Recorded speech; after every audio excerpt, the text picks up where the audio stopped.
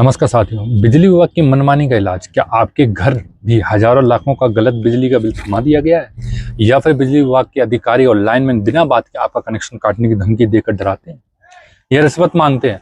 अगर हाँ, तो आज यह कानून ध्यान से सुन लो, क्योंकि कानून की जानकारी ही आपकी सबसे बड़ी ताकत है।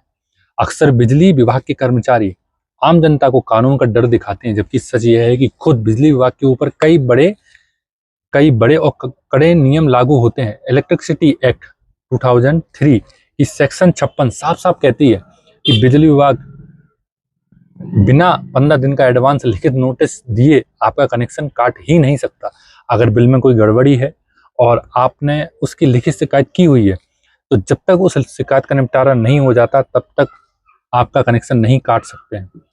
अब बात करते हैं कि अगर कोई अफसर आपकी बात नहीं सुन रहा है, रिश्वत की मांग कर रहा है या गलत बिल ठीक नहीं कर रहा है, तो उसकी अकड़ या उसकी शिकायत कैसे करें और शिकायत कहाँ कैसे करनी है।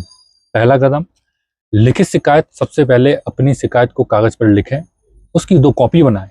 एक कॉपी विभाग के असिस्टेंट इंजीनियर AE या एग्जीक्यूटिव इंजीनियर EE के ऑफिस में जमा करें और दूसरी कॉपी पर रिसीविंग सील और साइन जरूर लें।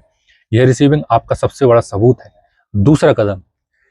दूसरा कदम यह है कि CGRF में शिकायत। अगर 15 से 30 दिनों में वहां से कोई समाधान नहीं मिलता है, तो हर बिजली कंपनी में एक CGRF कंज्यूमर ग्रीवियंस रिडल्सल फॉर्म यानी बिजली उपभोक्ता शिकायत निवारण मंच होता है।